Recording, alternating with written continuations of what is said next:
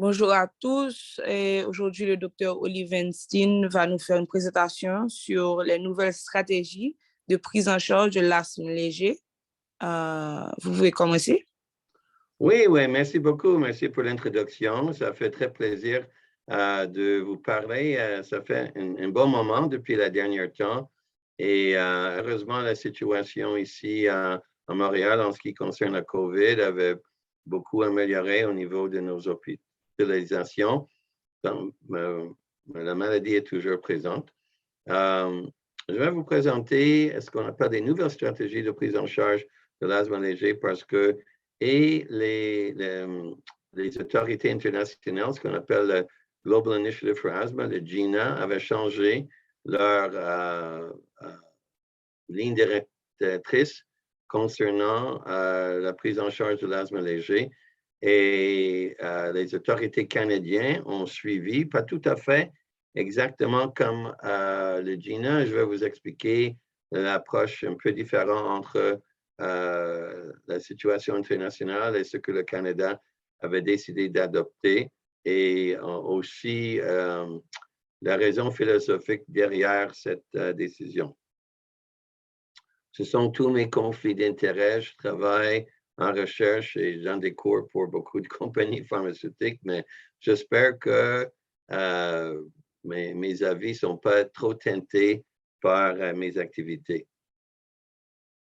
Alors, les objectifs de ce matin, c'est de vous parler un tout petit peu sur le degré de maîtrise de l'asthme, vous parler de traitement de l'asthme et surtout de discuter des nouvelles approches de GINA et de la Société thoracique du Canada et de discuter à la fin un tout petit peu comment prévenir les exacerbations de l'asthme.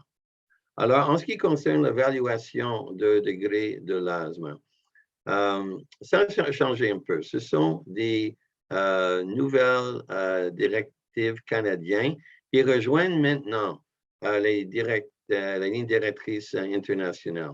Ça veut dire que normalement, quand on voit un patient atteint de l'asthme, on pose quelques questions pour essayer de déterminer le degré de maîtrise de l'asthme.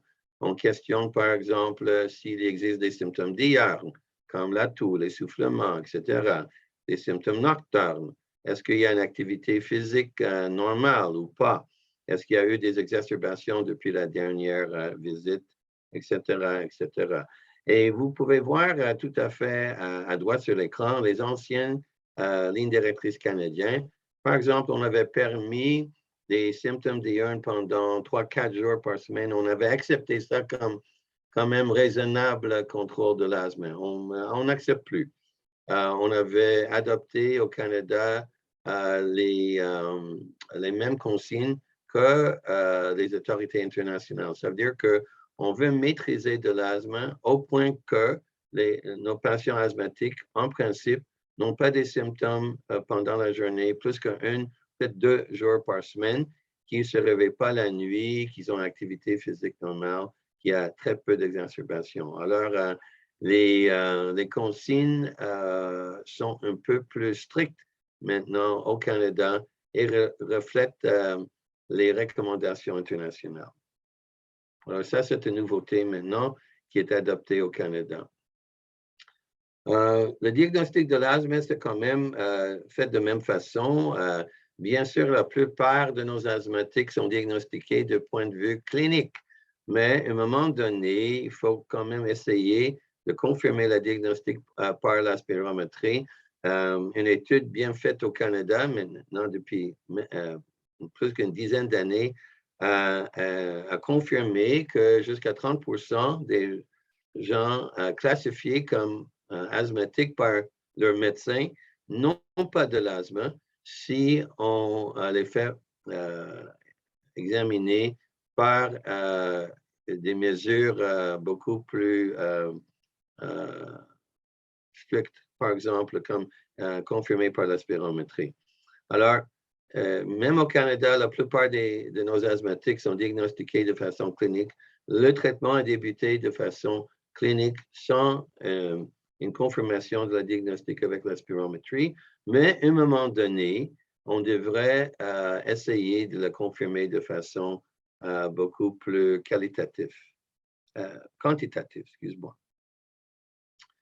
Mais de façon qualitative, c'est assez facile quand même de poser des questions à chaque visite et essayer d'obtenir un score sur la symptomatologie. Et il y a un questionnaire qui est validé dans beaucoup de langues, y compris le français, ce qu'on appelle le ACQ5. On pose 5 questions sur des symptômes reliés à l'asthme. Il y a un score entre 0 et 6 attribué à chaque question. Alors, le total des scores se trouve entre 0 et 30.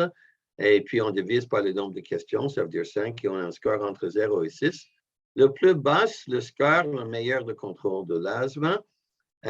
Et puis, un score même qui dépasse 1,5 démontre un contrôle un peu sous-optimal. Et avec un tel score, on pourrait comparer, par exemple, le score une fois qu'on avait intervenu de façon différente. On avait changé, par exemple, l'inhalateur, le patient revient un mois plus tard, on répète le score, c'est une test qui prend moins qu'une minute à faire, et on pourrait comparer le score. Et si on voit une différence de score de 0,5 points ou plus, par exemple, quelqu'un qui avait eu un score de 2 et qui passe à 1,4, par exemple, on peut déterminer que l'action qu'on avait ajoutée est efficace. Alors, ça, c'est quelque chose qui peut être fait dans n'importe quel bureau à toutes les visites. Ce qu'on fait dans notre hôpital, malheureusement, nos cliniciens partenariats en clinique générale, des omnipraticiens, n'ont pas encore tout à fait adopté ce genre d'examen, ce qui est dommage parce que c'est très facile à faire. Et puis, comment actualiser le traitement de l'asthme? Commençons avec une question. Lesquels des médicaments est le pire à prescrire pour l'asthme léger? Je ne vous donne pas beaucoup d'options. Des bêta-agonistes de courte durée d'action, parce que ce sont des mauvais médicaments associés avec des mauvais résultats. Par exemple, des visites à la salle d'urgence et la mortalité. On verra. Ou ça se peut que ce soit des bêta-agonistes de courte durée d'action, parce qu'ils sont peu dispendieux, alors facilement disponibles, et on peut abuser de son utilisation. Et peut-être un des pires médicaments sont les bêta-agonistes de courte durée d'action, parce qu'ils n'ont pas une action anti-inflammatoire et quand même, c'est une maladie basée sur l'inflammation des voies bronchiques. Mais on se peut poser une question, est-ce que c'est tellement important chez même des asthmatiques légers? Et c'est quoi le choix? Vraiment tous les choix. En fait, c'est pas juste ça. Ça devrait, la flèche devrait indiquer tous les choix parce que les bêta-agonistes de courte durée d'action sont dangereux quand on les utilise en isolation. Je vais vous démontrer quelques résultats. Dans le temps, quand même, les anciennes recommandations internationales de GINA étaient d'utiliser les bêta-agonistes de courte durée d'action au besoin à l'étape 1. Ça veut dire pour les asthmatiques les plus légers. Alors, on disait que, bon, si on a besoin d'utiliser le Ventolin ou le salbutamol ou un autre bêta-agoniste de courte durée d'action, quelques fois par semaine, ce n'était pas si grave que ça. Mais en effet, on avait appris le contraire. Même chez des asthmatiques légers, ici sur cette diapositive, ils sont représentés par la courbe jaune-verte. Ce sont des données de la société britannique, mais quand même, ça représente vraiment la situation au Canada et aux États-Unis et probablement ailleurs aussi. Même les patients avec étape 1, ça veut dire les asthmatiques les plus légers, font des exacerbations. Et surtout, les asthmatiques un peu plus âgés, vous pouvez voir que chez des asthmatiques âgés de 55 et plus, 50% de ces patients font une exacerbation à tous les quelques années. Alors, malgré le fait qu'on pense que les asthmatiques légers ne font pas des exacerbations fréquentes, ce n'est pas le cas. Et même des asthmatiques qui sont qualifiés, au moins comme légers, sont susceptibles de faire des exacerbations importantes. Alors, est-ce que le fait qu'ils utilisent le salbutamol ou notre bêta-agoniste toute seule augmente le risque des exacerbations? Et il y a une étude qui a été faite en Italie il y a une quinzaine d'années maintenant qu'on aurait dû prendre connaissance, une meilleure connaissance depuis longtemps. Et dans cette étude, on avait pris des asthmatiques assez légers quand même, avec une VMS à 88% de la valeur prévue. Et ils étaient assez peu symptomatiques. Ils utilisaient une bêta-agoniste de courte durée d'action, peut-être 3 fois par semaine. Et on les avait randomisés à utiliser uniquement l'albuterol, ça c'est une bêta-agoniste de courte durée d'action, ou de les traiter avec des corticostéroïdes en inhalation ou des combinaisons de corticostéroïdes en inhalation avec une bêta-agoniste de courte durée d'action. Et on peut voir que même dans cette population d'asthmatiques très légers, si on les suit pendant une demi-année, 20% de cette population ont eu besoin ont fait une exacerbation. Alors, les exacerbations sont plus fréquentes qu'on y pense, même chez des asthmatiques légers. Et le fait d'ajouter une corticostéroïde en inhalation, de temps en temps ou de façon constante, diminue de façon très importante ces exacerbations, même chez des asthmatiques légers. Alors, est-ce qu'un traitement anti-inflammatoire est nécessaire? Oui, en principe, c'est une maladie dont la base pathophysiologique est la présence de l'inflammation. Et cette inflammation fait en sorte que la musculature lisse est provoquée à contracter. Ça provoque aussi de l'inflammation au niveau des voies bronchiques, de l'édème. Et vous pouvez voir que la lumière bronchique est beaucoup réduite. Et bien sûr, un débit expiratoire est beaucoup de l'air est beaucoup réduit à travers ce genre de lumière bronchique par rapport à la lumière habituelle. Alors, si on pourrait contrôler l'inflammation, si on pourrait l'éliminer, on pourrait en principe revenir à la situation normale. Et puis, il y avait des études faites au Canada, maintenant, il y a plus qu'une 20 années, publiées dans le New England, qui avaient démontré que le plus de corticostéroïdes en inhalation qu'on utilise pendant une année, le moins de risque qu'il y a pour le décès suite à l'asthme. Et si on utilise, par exemple, une pompe de corticostéroïdes en inhalation par mois, ça veut dire 12 par année, le risque de décès de l'asthme est quasiment zéro. Et même si on utilise peut-être le tiers de ça, le risque est diminué par à peu près 80%. Alors, on a de bonnes preuves qu'une utilisation chronique d'une corticostéroïde en inhalation, même chez un asthmatique léger, va empêcher le décès. Et qui veut plus que ça? Il y avait aussi, mais bon, le décès quand même de l'asthme au Canada n'est pas si fréquent. Il y a peut-être 500 par année. Il faut quand même regarder le contrôle de l'asthme, qui est un problème quotidien beaucoup plus important.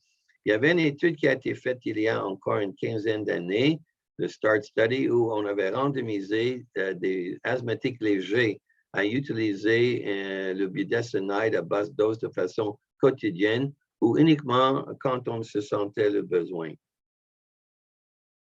Oups.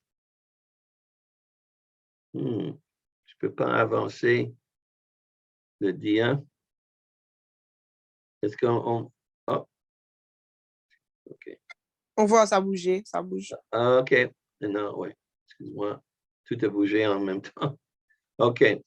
Alors, quand on regarde les résultats de cette étude, on avait démontré que des gens qui utilisaient des stéroïdes, des stéroïdes en inhalation, le budesonide à basse dose, représentés sur les courbes bleues, avaient beaucoup moins d'exacerbations, beaucoup moins de symptômes que des gens qui utilisaient le corticosteroïde de façon aléatoire, uniquement quand il y avait des symptômes. Et le graphique en bas démontre aussi, en bleu par rapport au rose, que la quantité de corticosteroïdes oraux était beaucoup moins importante chez des gens qui utilisaient des corticosteroïdes en inhalation de façon quotidienne. Et ceci dans une population d'asthmatiques très, très léger. Alors, certainement, on a la preuve que l'utilisation chronique des corticosteroïdes en inhalation, même chez les asthmatiques légers, empêche des exacerbations, empêche l'utilisation des corticosteroïdes oraux et favorise une diminution dans les symptômes. Et on peut dire que ça ne prend pas beaucoup de corticosteroïdes en inhalation pour avoir cet effet. Vous voyez ici en vert que l'effet anti-inflammatoire des corticosteroïdes est la majorité de cet effet est atteint avec un tout petit peu de corticosteroïdes en inhalation et que les effets secondaires augmentent le plus qu'on augmente la dose. Alors, certainement chez les asthmatiques légers, une toute petite dose de corticosteroïdes en inhalation de façon quotidienne va nous donner la majorité de l'effet anti-inflammatoire et sans effet secondaire important. Et ça, c'est la liste des corticosteroïdes en inhalation disponibles au Québec. Le beclomethasone, le budesonide, cyclesonide, le fluticasone, furoate qu'on peut administrer une fois par jour, l'ancien dipropionate qui était donné 2 fois par jour et le mometasone. Alors, je viens de vous parler d'une stratégie qui diminue les symptômes, diminue les décès et nous donne un meilleur contrôle de l'asthme. Alors, je viens de vous donner un traitement parfait pour le traitement de l'asthme. Alors, pourquoi est-ce qu'on ne le donne pas à tout le monde? On peut l'administrer à tout le monde, mais ils ne vont pas le prendre. Ça c'est le gros problème, c'est que dès que la plupart des asthmatiques légers se sentent mieux, ils laissent tomber les corticosteroïdes en inhalation. Et ils utilisent ça de façon beaucoup plus aléatoire que de façon quotidienne. Et même si on les donne une bonne éducation, des études avaient démontré que la compliance se situe entre 22 et 63%, disons autour de 40%. Alors, quand même, c'est une bonne stratégie pour débuter avec nos patients, mais on avait appris que malgré le fait qu'en théorie, c'est un très, très bon programme de traitement, peu des effets secondaires et très efficace, la majorité de nos patients ne va pas suivre nos consignes. Alors, ça a laissé des experts à penser que peut-être il y aura une autre approche. Beaucoup de nos patients laissaient tomber leur corticostéroïde en inhalation. Ils n'utilisaient que des bêta-agonistes de courte durée d'action, comme le salbutamol. Ils avaient ajouté peut-être des stéroïdes en inhalation quand ils avaient des exacerbations, mais c'était un peu tard quand même pour empêcher leurs exacerbations. Et il y avait le danger que les gens pourraient abuser de bêta-agonistes de courte durée d'action pendant des exacerbations et de se retrouver, par exemple, dans des salles d'urgence et même peut-être hospitalisés ou aux soins intensifs. Et comme je vous avais démontré, une étude qui avait bien donné la preuve que si on utilise un stéroïde en inhalation de façon aléatoire, mais avec une bêta-agoniste en même temps, on pourrait quand même bien maîtriser notre asthme. Malheureusement, en Amérique du Nord et en Europe, il n'existe pas une pompe qui combine une stéroïde en inhalation avec une bêta-agoniste de courte durée d'action. Il n'y a aucune qui est approuvée par le FDA, ni les autorités de santé canadiennes. Alors, ils ont décidé d'utiliser un médicament qui était déjà disponible, le budesonide formoterol. Le formoterol est un bêta-agoniste, mais de longue durée d'action, mais déjà combiné avec un stéroïde en inhalation. L'avantage de formoterol, quand même, c'est que malgré le fait que c'est une bêta-agoniste avec une longue durée d'action, le début d'action est aussi rapide que la salbutamol, albuterol, carbutyline, etc. Alors, on peut utiliser cette combinaison comme médicament de secours parce que dans les 5 minutes après qu'on prend cette inhalation, on va commencer à sentir aussi bien que si on utilisait le salbutamol. Et en même temps, on reçoit un médicament anti-inflammatoire. Alors, c'était une étude, il y avait 2 études qui ont été faites, dont une portion de la population testée avait utilisé une basse dose de budesonide de 200 microgrammes 2 fois par jour, tous les jours. Et une autre partie de la population dans cette étude utilisait la combinaison de stéroïdes en inhalation avec le formoterol quand ils voulaient, uniquement qu'il y avait des symptômes, 1, 2, 3, 10 fois par semaine comme ils voulaient. Et puis, une population, disons, qu'on avait appelée placebo, eux, ils utilisaient juste une bêta-agoniste de courte durée d'action, comme étaient les recommandations quand même pour des asthmatiques très légers dans l'ancienne recommandation de Gina. Et en effet, les patients étaient quand même légers, mais pas si légers comme ça. Le VMS se situait à 85%. Alors, il y avait des asthmatiques quand même modérés dedans. Et leur score ACQ 5, j'avais mentionné que 1,5, c'est un signe de contrôle sous-optimal de la maladie. Et leur score en moyenne était 1,5 à peu près. Alors, c'était des patients avec asthme léger, mais quand même un peu symptomatique et avec un VMS qui n'était pas optimal. Et ils étaient randomisés à utiliser des stéroïdes en inhalation de façon quotidienne ou la combinaison de budesonide formoterol au besoin ou leur terbutaline au besoin. Le terbutaline est une bêta-agoniste de courte durée d'action. Et on peut voir qu'en ce qui concerne les exacerbations, que bien sûr, les groupes qui utilisaient le terbutaline, leur taux d'exacerbation était beaucoup plus élevé, 0,2 par année. Ça reflète le même résultat qu'on avait démontré dans cette étude italienne publiée il y a une quinzaine d'années. Mais les patients qui prenaient le budesonide de façon régulière ou la combinaison de budesonide avec une bêta-agoniste de longue durée d'action de façon aléatoire, tous les 2 stratégies fonctionnaient aussi bien en ce qui contrôle les exacerbations. Alors, le fait de prendre cette combinaison de temps en temps nous donnait un effet égal à prendre chez les asthmatiques légers à utiliser des stéroïdes de façon régulière en ce qui concerne les exacerbations. Mais en ce qui concerne le contrôle de l'asthme quotidien, la prise de budesonide de façon quotidienne était quand même un peu meilleure. Alors, la conclusion de cette étude, c'était pour des asthmatiques légers, le corticostéroïde en inhalation de façon quotidienne était légèrement supérieur à la combinaison en PRN pour le contrôle de l'asthme, mais en ce qui concerne les exacerbations, qui est quand même le point qui nous concerne le plus, toutes les 2 stratégies étaient égales et on pourrait sauver quand même 75% de la dose de stéroïdes. Alors, pour des gens stéroïdophobiques, quand même, c'était une stratégie qui semblait assez raisonnable. Et de loin, la pire stratégie, même chez des asthmatiques légers, est de les laisser uniquement avec une bêta-agoniste de courte durée d'action. Alors, le GINA avait reconnu cette étude et d'autres études semblables, et ils ont changé leurs recommandations. Pour l'étape 1, ça veut dire les asthmatiques les plus légers, ils ont vraiment enlevé la recommandation d'utiliser une bêta-agoniste de courte durée d'action toute seule.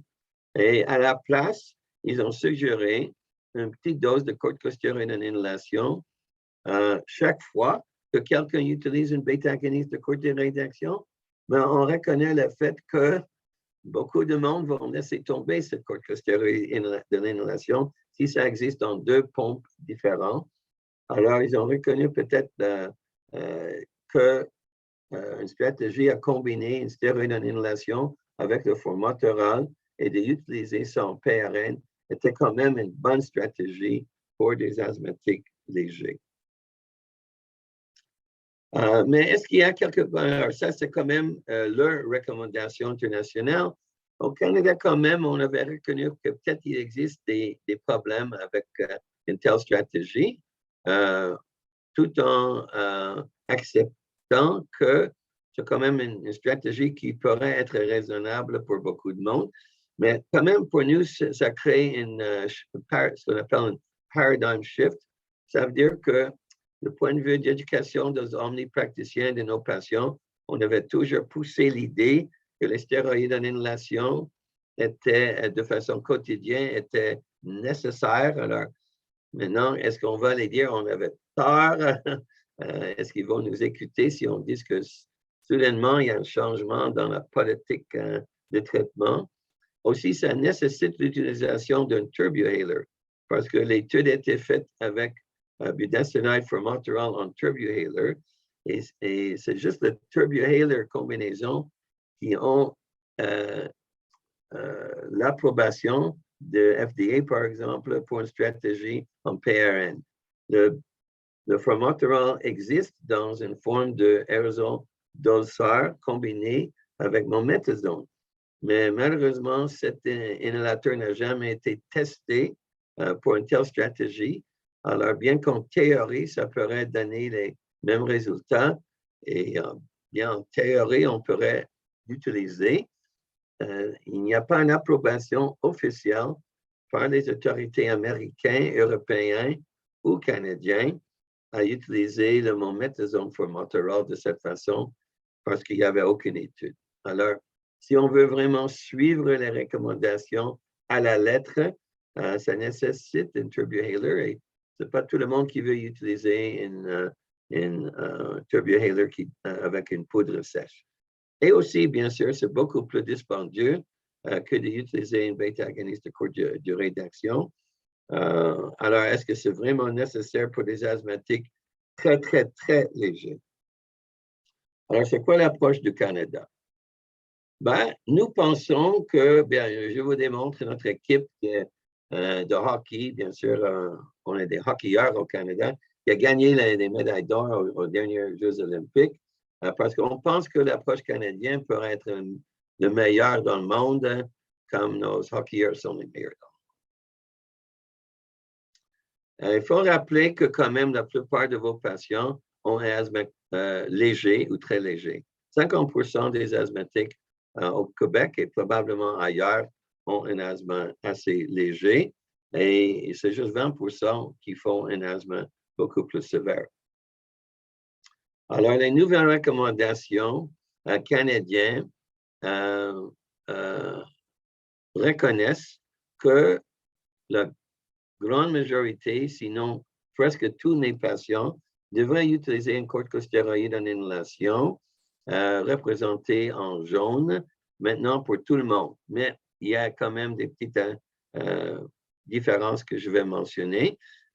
Au Canada, quand même, on reconnaît que les bêta-agonistes de courte durée d'action, les SABA en anglais, pourraient être utiles dans certaines circonstances que je vais mentionner bientôt, ou bien qu'on pourrait utiliser le budesonide formoterol comme médicament de secours.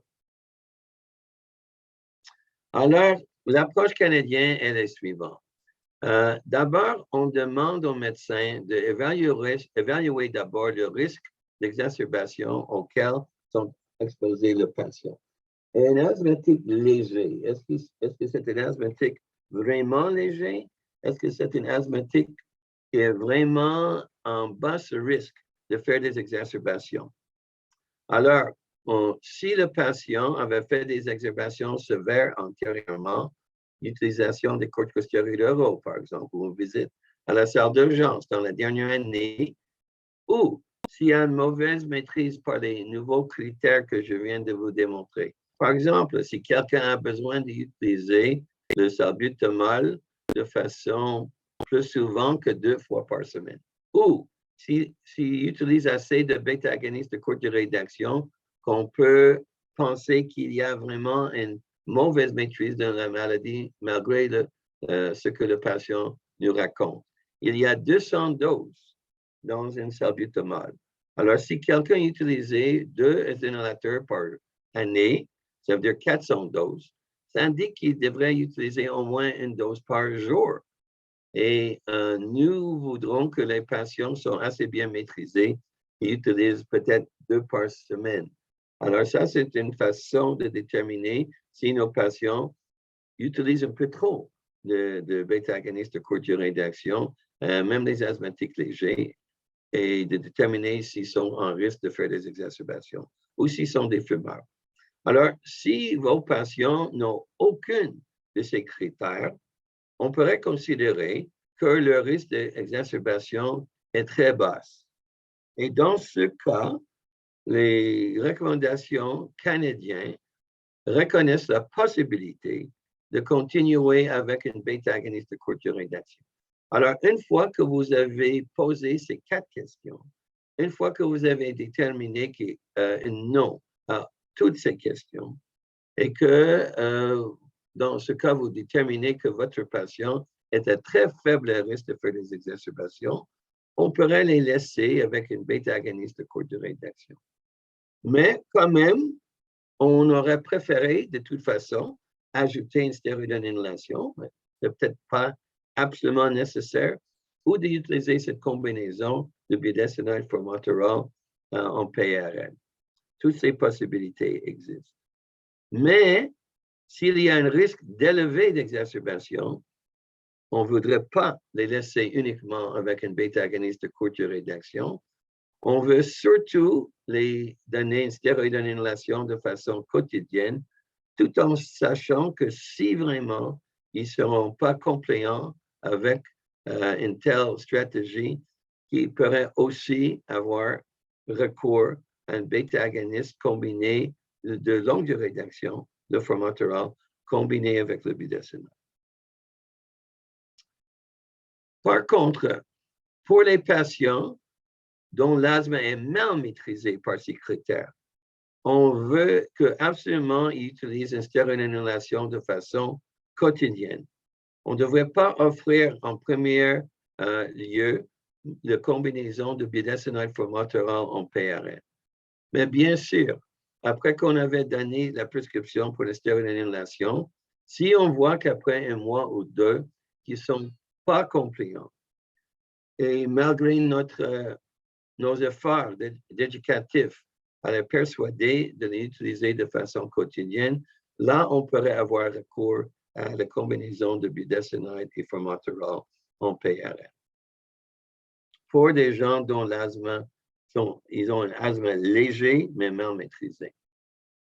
Alors, les points clés de la mise à jour de la nouvelle ligne directrice de Canada sont que nous avons adopté des critères plus stricts quant à la maîtrise de l'asthme. Ça veut dire l'utilisation, par exemple, d'un bêta-agoniste de courte durée d'action 2 fois par semaine au maximum, et ça, y compris les doses utilisées avant l'exercice. Qu'on devrait évaluer le risque d'exacerbation pour orienter la prise de nos décisions thérapeutiques. On peut quand même garder une bêta-agoniste de courte durée d'action au besoin si on a des patients avec l'asthme léger, mais en très bas risque des exacerbations, avec les 4 questions que je vous avais démontrées, que s'il y a une mauvaise maîtrise de la maladie, de l'asthme, basée sur ces questions, on devrait amorcer un traitement par corticosteroïdes en inhalation de façon quotidienne, même chez des asthmatiques légers, avec un bêta-agoniste de courte durée d'action au besoin. Mais si nos patients ne vont pas suivre nos directives, et on sait qu'il n'y a que 30 ou 40% peut-être de nos patients qui vont suivre ça de façon obsessive, compulsive, dans ce cas, on pourrait les offrir une combinaison de budesonide et formoterol à utiliser au besoin, tout en sachant quand même que le contrôle de leur asthme sera peut-être un peu moins bon, mais au moins le risque d'exacerbation important sera aussi bon, aussi diminué qu'avec la prise quotidienne de stéroïdes en inhalation.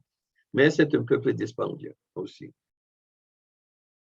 Alors, je vais juste réserver quelques minutes pour discuter les exacerbations de l'asthme, comment les prévenir, et puis laisser une bonne 10 à 12 minutes pour des questions.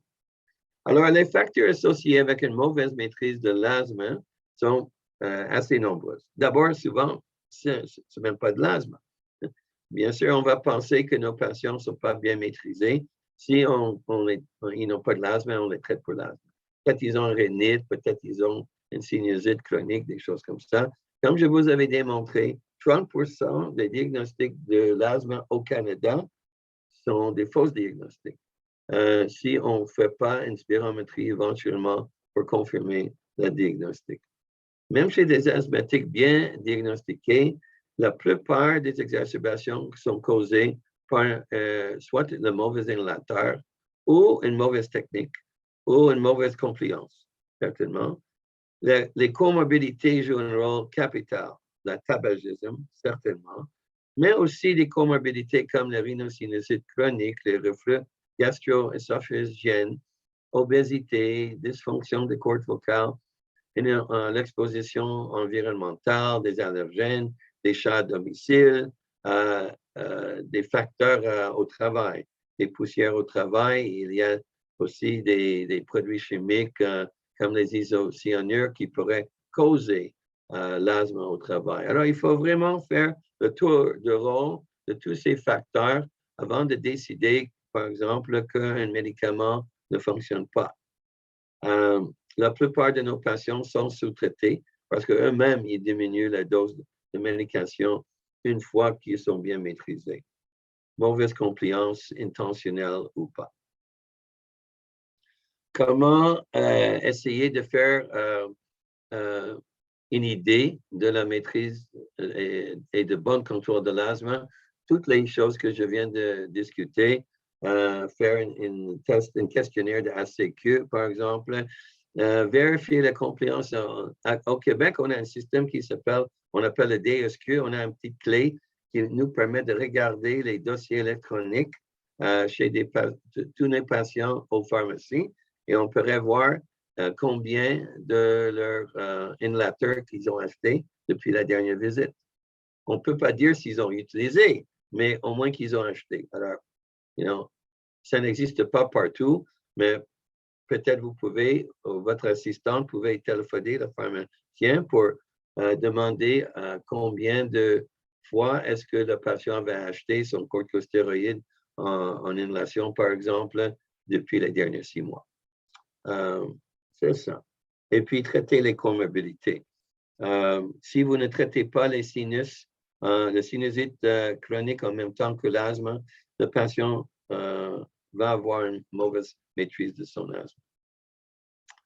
Alors, quelques diapositives sur mes recettes personnelles. Quand les patients arrivent sans rendez-vous avec des symptômes d'une exacerbation. D'abord, mes recettes d'hors d'œuvre. Comment est-ce que je débute? D'abord, je dois déterminer aussi bien que possible s'il s'agit de l'asthme. Anamnèse, examen physique, et puis essayer de confirmer avec des questionnaires et avec la spirométrie si possible, s'agit-il vraiment de l'asthme? Et si oui, essayer de déterminer la cause. Est-ce que c'était dû à une mauvaise compliance ou une technique? Parce que si le cas, je ne suis pas obligé de changer les médicaments, juste de s'assurer que le patient le prend de bonne façon. Souvent, les exacerbations, au moins au Canada, sont causées par des infections virales ou pendant les saisons d'allergie, par des allergènes. Alors, au moins, c'est une situation temporaire. On pourrait ajuster temporairement les doses des inhalateurs, mais sans avoir besoin de changer ça pour l'année. Traiter les comorbidités, certainement. Et la grande majorité de ces exacerbations, au moins au Canada, sont virales et pas bactériens. Alors, on n'est pas obligé d'ajouter un antibiotique dans la grande majorité de cas qui est différent, par exemple, des exacerbations en MPOC. Alors, souvent, nos patients nous demandent un antibiotique, mais il faut la plupart du temps insister qu'il faut ajuster plutôt les médicaments anti-inflammatoires que donner des médicaments comme des antibiotiques qui ne vont pas aider les infections virales. Alors, le plat principal de traitement, quand même d'ajuster les doses de médicaments de base, la plupart du temps, très temporairement.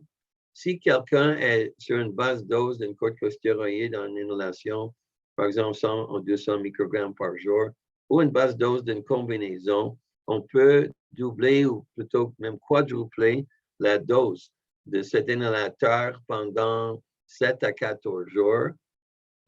Si le patient est déjà sur un traitement par corticostéroïde en inhalation ou une combinaison à haute dose, on ne peut pas doubler ou quadrupler la dose. Par exemple, de quelqu'un qui est sur fluticasone, furoate de 1000 microgrammes par jour déjà. Alors, dans ce cas, on donne un court traitement avec une corticostéroïde orale, comme par exemple le prednisone, 40 à 50 mg par jour pour 5 à 7 jours. En même temps, traiter des comorbidités, traiter les infections ou l'inflammation sinusale avec des rinces salinées avec ou sans ajouter des corticostéroïdes en inhalation, en liquide ou en pompe nasale. Parfois, si on pense qu'il y a un élément de reflux gastro-œsophagien, d'ajouter un IPP pendant quelques semaines. Jamais de donner une bêta-agoniste de courte durée d'action toute seule, mais le patient devrait quitter votre bureau avec une prescription pour stéroïde en inhalation ou une combinaison en PRN. Mais on préconise surtout la prise de stéroïde en inhalation de façon quotidienne et à haute dose au départ. Pas d'antibiotiques sauf indication réelle. Et on préfère de donner un peu trop de médicaments que de trop peu, parce qu'on n'aura pas un suivi rapide dans les prochains jours ou deux chez la plupart de nos patients. Et finalement, il faut éventuellement faire un suivi dans la semaine ou deux qui suit l'exacerbation, si possible. S'il y a plusieurs exacerbations, de considérer à vraiment augmenter les traitements de base, pas juste pour 1 ou 2 semaines, mais vraiment de façon quotidienne, peut-être doubler la dose de stéroïde en inhalation de façon chronique ou passer d'une basse dose d'un produit de combinaison CSI, BALA, ou ajouter un autre traitement comme un AMLA, etc., etc. Pour des gens qui viennent souvent chez vous, pour ceux qui utilisent le corticostéroïde oraux plus qu'une fois par année, pour ceux qui utilisent trop de bêta-agonistes de courte durée d'action, qui fait beaucoup d'exacerbations, malgré le fait que vous traitez des comorbidités, vous pouvez bien sûr demander l'avis d'un spécialiste, un interniste, un pédiatre, un allergiste ou un pneumologue. Et puis, s'assurer la prise en charge avec par vous-même ou peut-être par une infirmière spécialiste ou une éducatrice dans la communauté. Alors, les conclusions finales, c'est que les nouvelles lignes directrices canadiennes pour l'asthme léger sont semblables, mais pas identiques aux recommandations internationales. On avait quand même adopté les consignes pour le contrôle de l'asthme. On peut utiliser les bêta-agonistes de courte durée d'action toutes seules, mais uniquement pour des asthmatiques très, très légers, sans risque d'exacerbation, que les combinaisons de corticostéroïdes en inhalation et formoterol en PRN sont permis chez les asthmatiques légers, mais surtout s'ils ne seront pas compliants avec une stéroïde en inhalation quotidienne, ce qui est quand même notre préférence, quand même. Et pour les exacerbations, confirmer le diagnostic, traiter les comorbidités, faites, si possible, un questionnaire sur les symptômes, essayez de confirmer le diagnostic avec l'espirométrie, éventuellement, ajuster les doses de vos inhalateurs, surtout en basant sur une augmentation dans les stéroïdes en inhalation et peut-être une courte dose de corticosteroïdes oraux pour une exacerbation importante, ou si vos patients sont peu malades de base et utilisent déjà des doses de combinaison très élevées où on ne peut pas doubler ou quadrupler la dose de leur inhalateur. Et Hippoporé pour des vaccins anti-COVID quand même. Je viens d'avoir ma 5e. Quelqu'un de mon âge et dans mon métier a besoin de ça. Et je peux dire que je n'ai jamais attrapé le COVID, malgré le fait que je travaillais pendant des semaines sur des étages de COVID le plus sévère. Alors, je laisse un peu de temps pour vos questions et j'espère que c'était utile.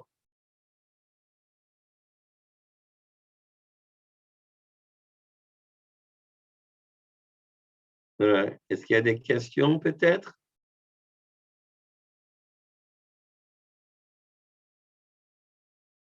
Et aussi, si vous n'avez pas de questions tout de suite, vous pouvez envoyer des questions et je vais les répondre avec plaisir par courriel. Vous n'avez aucune question? Hôpital de la Providence de Gonaïves.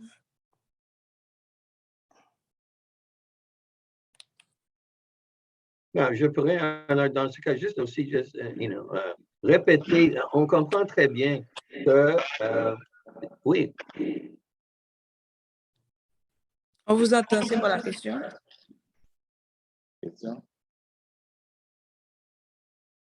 Pardon? Non, mais on comprend très bien que beaucoup de patients, comme les bêta-agonistes de courte durée d'action sont les moins dispendieux, beaucoup de nos patients vont utiliser ça de façon quotidienne, mais ils sont en risque.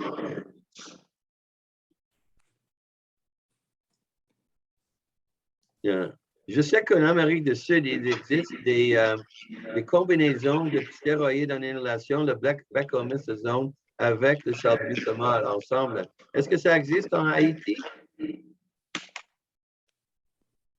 Un inhalateur qui combine un stéroïde avec un bêta-agoniste de courte durée d'action? Non, nous n'avons pas. Bonjour, Dr. Won. Bonjour. Je suis Exxon Joseph, je suis médecin interniste. Je travaille à l'hôpital La Providence de Gonaïves. Donc, je vous remercie pour cette présentation. C'est une très bonne présentation et elle est très succincte. Alors, pour répondre à votre question, non, nous n'avons pas cette forme en Haïti, mais on a la combinaison budesonide et le formoterol. Mais on n'a pas de combinaison de corticoïdes et d'un bêta-agoniste de courte durée d'action. On n'a pas nous non plus. Et c'est pour cette raison que cette politique a été adoptée. Mais est-ce que ce médicament, le formoterol budesonide, est dispendieux chez vous? Ah, c'est pas trop parce que je me rappelle, j'avais un patient et que, en fait, j'ai mis ce patient-là sous cette combinaison, mais c'était pas trop facile pour lui de trouver cette forme en Haïti, mais ça existe dans quelques pharmacies. Donc, il a été jusqu'aux États-Unis pour trouver cette combinaison, mais je sais que certaines pharmacies disposent de cette combinaison. Le problématique avec ça, c'est que, et ce qu'on voit au Canada, c'est que pour les asthmatiques sévères, on devrait utiliser ces produits de combinaison de façon vraiment quotidienne, même 2, 4, voire 8 fois par jour. Et que nos omnipraticiens ont adopté la politique PRN, même pour des gens plus sévères. Et donc, eux, ils sont sous-traités. Alors, c'est facile pour un omnipraticien de dire à leur patient, vous avez un traitement que vous pouvez utiliser au besoin et d'oublier le fait que pour un asthmatique, ça c'est une recommandation pour des asthmatiques légers. Et s'ils ont un asthme un peu sévère, on devrait utiliser ça de façon régulière. Et on peut ajouter des doses en PRN, mais ça, c'est le problème qu'on voit maintenant, que pas mal de nos asthmatiques modérés à sévères sont sous-traités quand cette politique est adoptée. Mais bon, C'est le pour et le contre, pour n'importe quelle politique de traitement. Mais quand même, on est très concerné par le fait que des gens qui ne sont pas suivis de façon régulière se trouvent uniquement avec une bêta-agoniste de courte durée d'action. Eux, ils sont en grand risque d'abuser ce traitement pendant leur exacerbation et un grand risque d'être hospitalisés ou même se trouver aux soins intensifs. Alors, l'idée d'utiliser un stéroïde en même temps aussi rapidement que possible et aussi de façon quotidienne, si possible. Et au moins de recommander d'avoir 2 inhalateurs, une stéroïde en inhalation et une bêta-agoniste de courte durée d'action, et d'utiliser en même temps, tout en sachant que la compliance sera peut-être loin d'être idéale. Alors, ce sont des nouvelles recommandations. On ne peut pas dire que c'est toujours facile à les suivre dans tous les pays, mais quand même, c'est important de savoir que la façon de traiter de l'asthme léger avait évolué. Et on reconnaît de plus en plus l'importance de l'inflammation comme base de la maladie de l'asthme et que même chez les asthmatiques légers, il importe d'ajouter un stéroïde en inhalation quand on peut. Je pense qu'en conclusion, c'est ça le message que je pourrais vous donner. Oui, mais Dr. Wan, le plus grand souci qu'on a en Haïti, c'est avec nos patients, parce que en fait, l'éducation pose un problème majeur. En fait, les gens qui ont un asthme léger, en général, ils ne viennent pas à l'hôpital, donc ils attendent quand ils vont vraiment mal pour venir à l'hôpital. Et après traitement, même si on leur donne des rendez-vous, donc dès qu'ils se sentent améliorés, donc ils ne reviennent pas. C'est le plus grand problème qu'on a avec les patients en Haïti, c'est le problème de l'éducation. Et il faut dire que c'est le même monde ici au Canada. Bien sûr, peut-être un peu moins grave situation, mais quand même, c'est assez commun ici aussi. Ça, c'est l'importance pour l'éducation des omnipraticiens et des médecins et des infirmières de première ligne de comprendre, parce que c'est eux qui voient les patients de façon plus fréquente, et de comprendre l'importance d'insister sur la prise d'une stéroïde d'inhalation. Et avec cette combinaison en PRN, si on peut l'obtenir, et si c'est pas si dispendieux comme ça, pour pas mal de la population vue par les omnipraticiens, c'est mieux d'avoir un inhalateur qui contient un stéroïde. Alors, chaque fois de ne pas avoir bêta-agoniste de courte durée d'action, chaque fois qu'on cherche notre pompe, il y aura toujours un peu de stéroïde dedans. Ça, c'est l'idée. Mais bon, on peut pas, c'est pas tout le monde qui pourrait obtenir, c'est pas tout le monde qui pourrait payer pour ça. Mais ça, c'était l'idée de Gina, de ne plus recommander une bêta-agoniste de courte durée d'action. C'était pour éviter cette situation. Mais tout en reconnaissant que c'est pas toujours possible dans tous les pays du monde. Mais peut-être au moins de comprendre que c'est une nouvelle recommandation et qu'on pourrait tenter à insister un peu plus d'après nos omnipraticiens et nos infirmières praticiennes de discuter ça, d'insister sur ce point avec leurs patients quand ils les voient et de diminuer la fréquence des exacerbations. Aussi, je pense que les gens ne comprennent pas les risques à long terme d'utiliser le cortisone oral de façon régulière dans une année.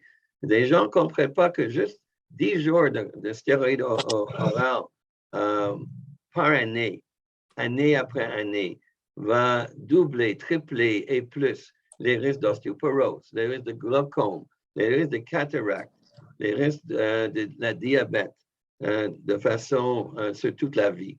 Alors, on pense uniquement de ce qui va se passer dans la prochaine semaine ou deux, ce qui est quand même important.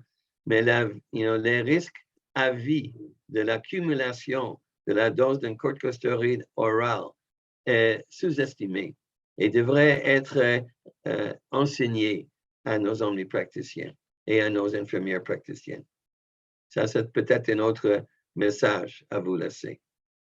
Docteur Wan, vous voulez parler de la corticothérapie en inhalation ou bien la corticothérapie orale? Non, oral. Alors, même si vous donnez, par exemple, 50 mg par jour, 10 jours par année, pour 2 exacerbations, mais année après année, ça augmente beaucoup le risque. Ben, il y a aussi un certain risque d'utiliser des stéroïdes en inhalation à haute dose, mais, des doses de 1000 microgrammes et plus par jour. Mais, c'est le moindre des menaces parfois, parce que j'explique à mes patients, oui, il y a certains effets secondaires possibles, mais